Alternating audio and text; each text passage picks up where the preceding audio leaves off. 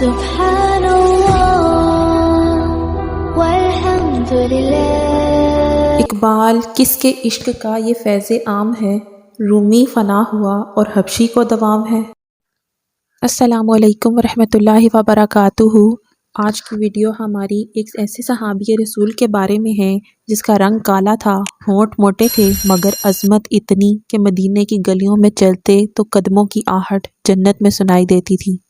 آج کی ویڈیو میں ہم بات کریں گے حضرت بلال حبشی کے بارے میں کہ وہ کون تھے اور کہاں کے رہنے والے تھے، وہ کس کے غلام تھے، اور ویڈیو کے اینڈ میں بات کریں گے ہم حضرت بلال حبشی پر ڈھائے گئے ظلم کے بارے میں، جو انہیں اسلام قبول کرنے کے بعد جن تکالیف کا سامنا کرنا پڑا۔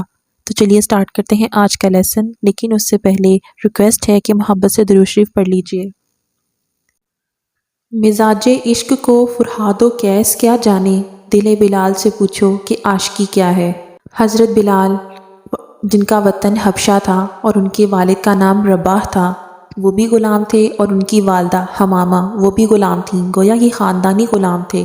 جب مکے کی منڈیوں میں ان کے آقا امیہ بن خلف نے انہیں خریدا تو جانتے ہیں ان دنوں غلام کیا چیز ہوا کرتی تھی۔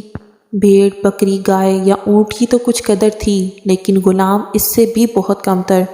غلام جب بکتا تھا تو صرف موت اسے آزاد کرواتی تھی، اور اس کی زندگی اس کے مالک کا حکم بجا لانا ہوتا تھا۔ غلام حکم نہ ماننے کا تو کبھی خیال ہی نہیں کر سکتا تھا۔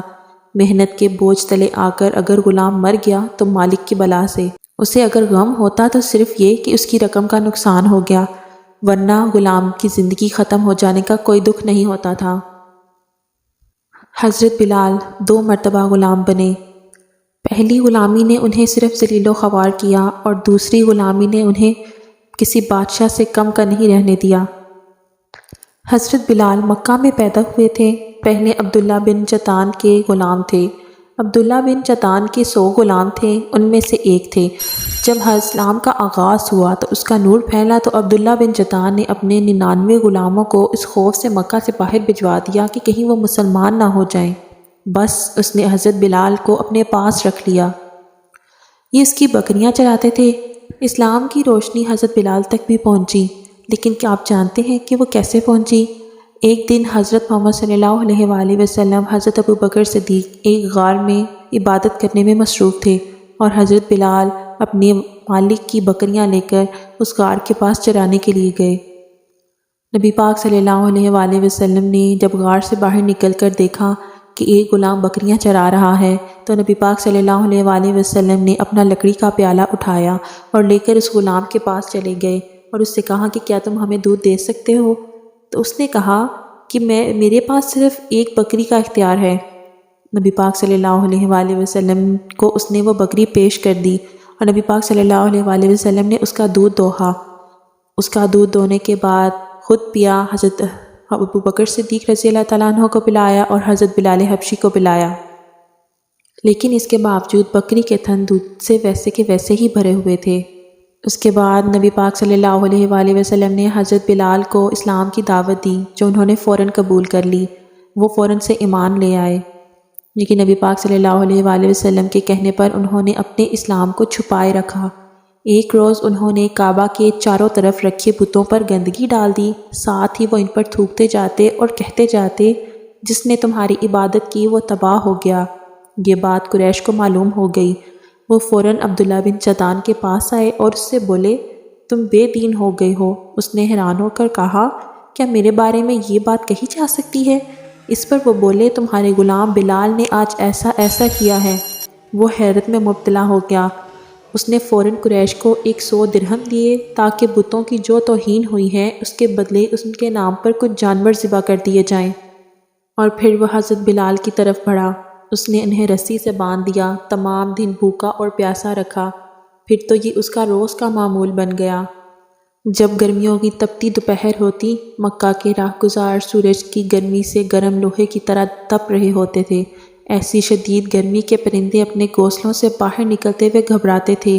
ایسے میں حضرت بلال کو گلے میں رسی باندھ کر اس کا مالک گرم ریت پر لٹا دیتا اور ایک بہت بڑا پتھر اس کے سینے پر رکھ دیتا تاکہ وہ ہل بھی نہ سکے، پھر کہتا کہ اپنے دین سے باز آ جاؤ اور بتوں۔ حضرت بلال کی شان دیکھیں کہ وہ بار بار یہی کہتے احد احد یعنی اللہ تعالیٰ ایک ہے، اس کا کوئی شریک نہیں۔ سبحان اللہ، اللہ اکبر۔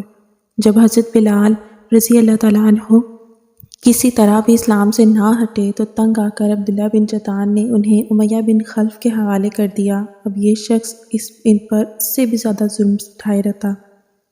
ایک روز انہیں اسی قسم کی خوفناک سزائیں دی جا رہی تھیں کہ حضور اکرم صلی اللہ علیہ وآلہ وسلم اس طرف سے گزرے۔ حضرت بلال رضی اللہ تعالیٰ عنہ شدت تکلیف میں بار بار یہی پکار رہے تھے، احد احد۔ آپ نے انہیں اس حالت میں دیکھ کر فرمایا، بلال تمہیں یہ احد احد ہی نجات دلا۔ پھر کیا تھا، اللہ کا کرنا ایسا ہوا کہ ایک روز حضرت ابوبکر صدیق رضی اللہ تعالیٰ عنہ اس طرف سے گزرے۔ امیہ بن خلف نے انہیں گرم ریت پر لٹا رکھا تھا، سینے پر ایک بھاری پتھر رکھا ہوا تھا۔ انہیں دردناک منظر حضرت ابوبکر صدیق سے دیکھا نہ گیا۔ امیہ بن خلف سے کہا، کیا اس مسکین کے بارے میں تمہیں اللہ کا خوف نہیں آتا؟ آخر کب تک تم اسے عذاب دیے جاؤ گے؟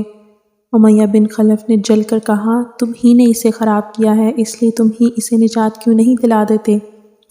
اس کی بات سن کر حضرت ابوبکر صدیق رضی اللہ تعالیٰ عنہ بولے، میرے پاس ایک حبشی غلام ہے، وہ اس سے زیادہ طاقتور ہے اور تمہارے ہی دین پر ہے، میں اس کے بدلے تمہیں وہ دے سکتا ہوں۔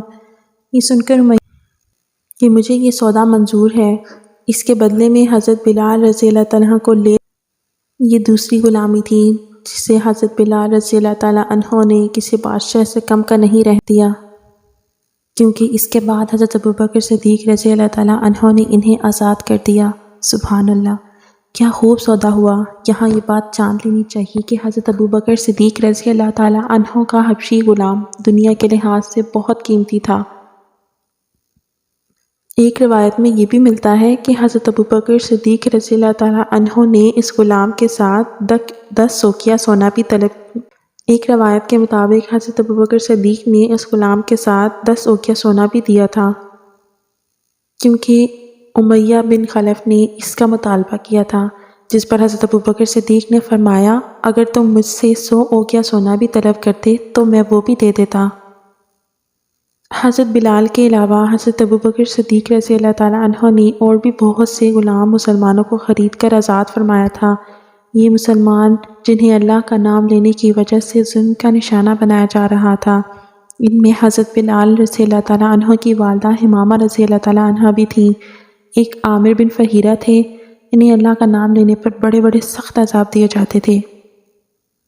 اسی طرح زنیرہ نامی ایک عورت بھی تھی جسے دردناک عذاب کی سزاؤں کی وجہ سے اندھا کر دیا گیا تھا، جسے ابو جہل کہا کرتا تھا کہ یہ سب کچھ جو تمہارے ساتھ ہو رہا ہے یہ سب بت ہی کر رہے ہیں تمہارے ساتھ۔ یہ سنتے ہی زنیرہ کہتی تھی، نہیں، یہ جو کچھ بھی ہو رہا ہے یہ صرف اللہ کی مرضی سے ہو رہا ہے، کیونکہ بت نہ کسی کا نفع کر سکتے ہیں اور نہ ہی نقصان، اور میرا اللہ چاہے تو وہ مجھے میری آنکھوں کی روشنی لٹا سکتا ہے۔ دوسرے دن وہ صبح اٹھی تو اس کی آنکھوں کی روشنی اللہ تعالیٰ نے لٹا دی تھی۔ اس کی بات جب کافروں کو پتہ چلی تو وہ بول اٹھے کہ یہ محمد کی جادوگری ہے صلی اللہ علیہ وآلہ وسلم۔ اپنی نیکسٹ ایپیسوڈ میں ہم لوگ ذکر کریں گے خباب بن ارت کے اوپر ڈھائے جانے والے ظلم اور ان پر ظلم کرنے والی ایک عورت تھی جس کا بدلہ اللہ تعالیٰ نے دنیا میں ہی اسے دیا۔ جزاک اللہ خیرہ۔